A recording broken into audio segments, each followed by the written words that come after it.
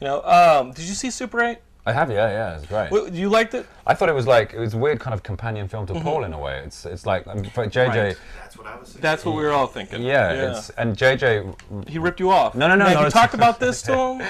You said, "Listen, Area 50. Come on." I have sent him Paul because he's been so busy, and I know this for a fact. When we were ripping your shit off with Mission Impossible, he was on Super 8 the whole time with that. Don't lie. Way back when, he wrote me an email.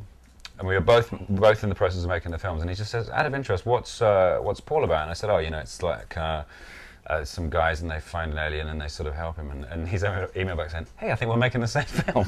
You know, he took like a pause between emails, immediately called Spielberg and said, I have the idea for the Super 8 with Kids movie. We're going to do Area 51. There's a train, and they're going to transport it. I don't know why they're not going to transport it in a plane. They're going to transport it on a train.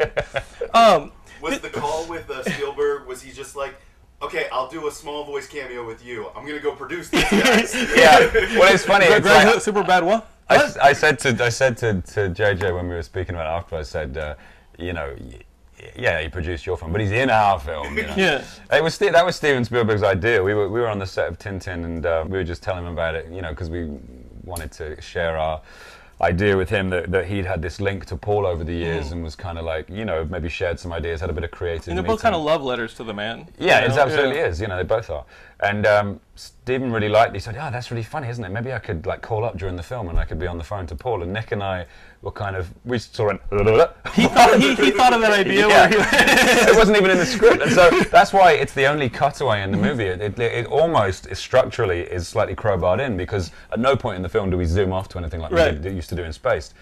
It's all chronological, but it was like, for Stephen, you break form, you know. And I went off and I typed this little this scene up with Nick and sent it to Stephen. Stephen, you know, read it, went, yeah, okay, and let's do it. Came into the sound studio with me and Greg and Seth Rogen and Nick on his own, no entourage, just turned up, drove himself there, came in, did the scene with Seth, gave us a hug and left. And it was like, who was that man?